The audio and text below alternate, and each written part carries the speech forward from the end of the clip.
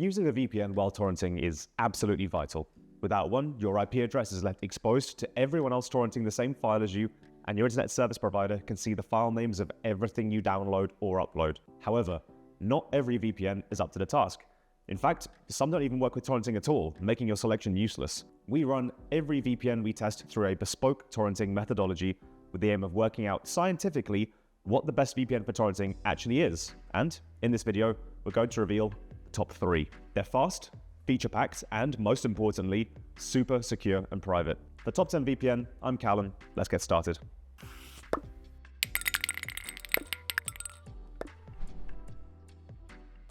The way this video is going to work is I'm going to run through the pros of our top 3 torrenting VPNs, each one with its own particular set of strengths, and then I'm going to run through the downsides of each one because they aren't all perfect, and that way we get to the important stuff straight away. Then, at the end, I'll break down our torrenting VPN methodology for you, if that's something you're interested in, just so you can see our priorities and how we gather data and whether it aligns with your own priorities when picking a VPN. Now, without further ado, the best VPN for torrenting is private internet access. It's a very, very good VPN in general, but is exceptional when it comes to torrenting.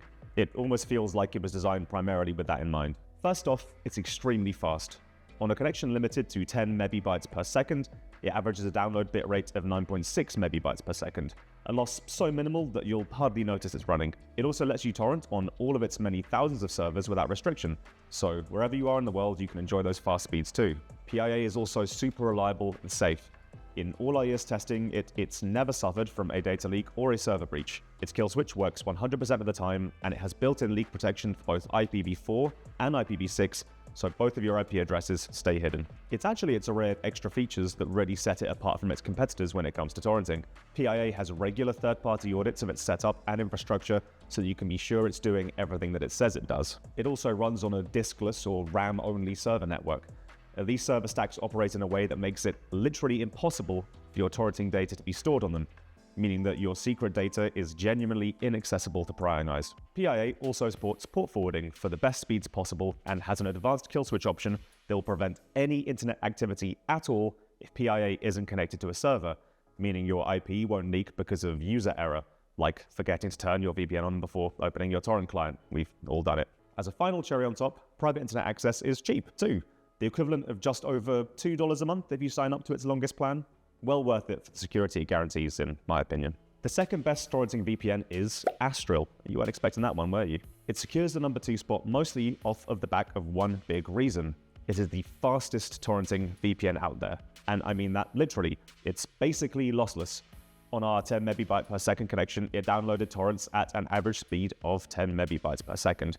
Astrill simply did not impact our download bitrate when connected at all. Unlike PIA, Astrill has P2P optimized servers that work best for torrenting, but you could still torrent using any one that you like. Astrill also has a very minimal logging policy and supports anonymous payment methods in addition to that.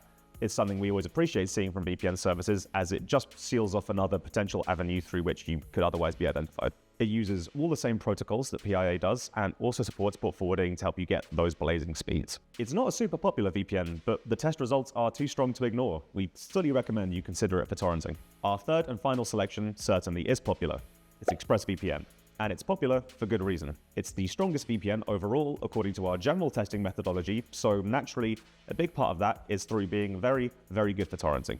It's fast, at an average of 9.4 megabytes per second, third place on this list, but absolutely not slow and still very much in the tier where you're likely to not even notice it's running when compared to torrenting without a VPN. It has a verified logging policy with no hidden secrets, and uses diskless servers just like PIA. ExpressVPN doesn't use WireGuard, unlike the other 2 VPNs we've talked about, but instead delivers its best speeds when using Lightwave, a custom protocol made by ExpressVPN, the one which is still robustly secure and, most importantly, open source. You can torrent on any ExpressVPN server you like, and there are 3,000 or so of them, so it's super easy to use. I think that's my personal favorite thing about using ExpressVPN for torrenting, actually. It's just ready to go in one click.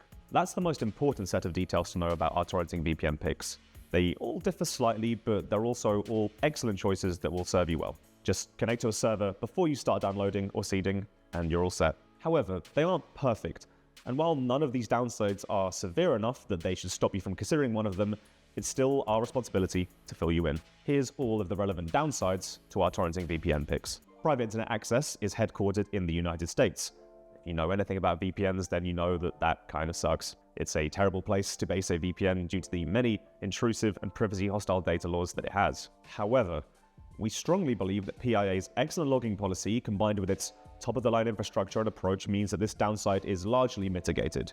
Still, I understand completely if you just want to stay away from a US VPN jurisdiction altogether. It also randomly assigns your connection a port number, meaning you can't manually choose one when you port forward, and port forwarding isn't allowed on US servers for some reason. You can do it on any other one though. And naturally, with all of these advanced features and customizations, it's not the most straightforward VPN out there. You don't have to engage with it at all if you're a beginner, but it's true. Astrill's biggest downside is so simple that even someone who's never heard of VPNs before could understand it. It's expensive. Like, it's the most expensive VPN on the market. Expensive. If you sign up for the longest possible subscription for the greatest possible discount, it's still $12.50 a month, or $300 every 2 years, which now that I say it out loud is pretty intimidating. Still, we do think it's worth it if you can afford it.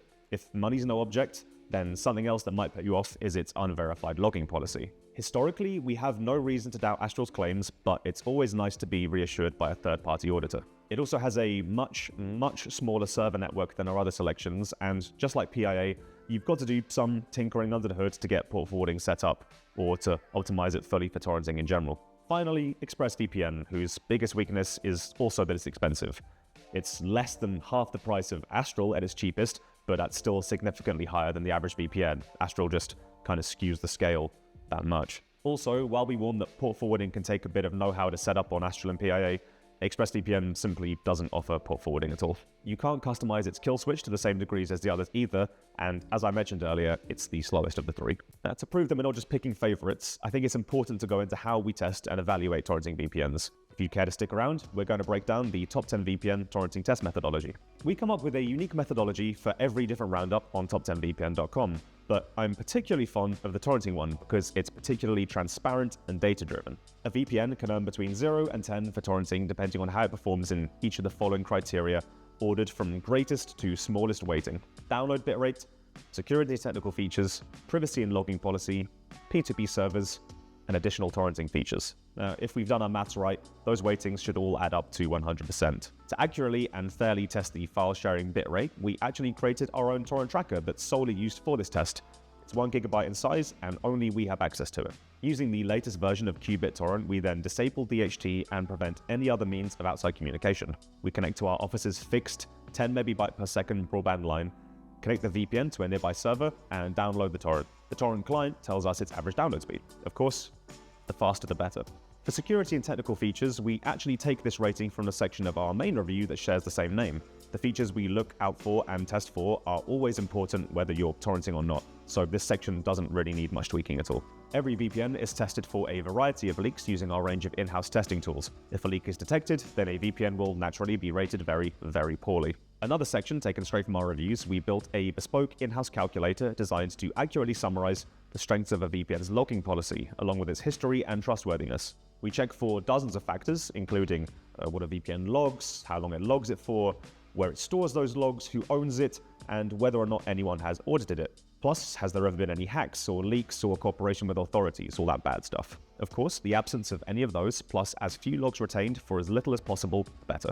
P2P servers rating is a simple calculation derived from how many servers a VPN has that allow torrenting and their spread. Ideally, every server will allow torrenting, and there will be one in your general region wherever you are on it. Finally, additional torrenting features boils down to whether or not a VPN has a kill switch, or port forwarding, just one of the two, or neither. There are, of course, other torrenting-related advanced features out there in the VPN world, but we think that those two are the only two important enough to merit a special spot in the test methodology. Test methodologies are important because while data is unbiased, it could become biased depending on the model it's being run through. No test program is perfect, and in creating ours, we naturally imbue our values upon them. For example, you might not value security and features as highly as we do, or perhaps you care more about the number of servers available. By making our test program transparent, you can see how and why a VPN is assigned the rating that we give it, and make adjustments to that number in your head depending on your own priorities. We absolutely never condone piracy or the downloading of copyrighted media, but torrenting is a useful and popular method of file sharing that's entirely legal. Whatever files you use it for, you deserve to have your personal details kept anonymous, as well as some privacy from the all-seeing eye of your ISP. Hopefully you found these recommendations useful and you understand exactly how we've come to rate them so highly. If you have any questions about torrenting with a VPN, then ask me in the comments below. And if you end up subscribing to one of our recommendations, let me know how you're getting on. Stay safe. I'll see you in the next one.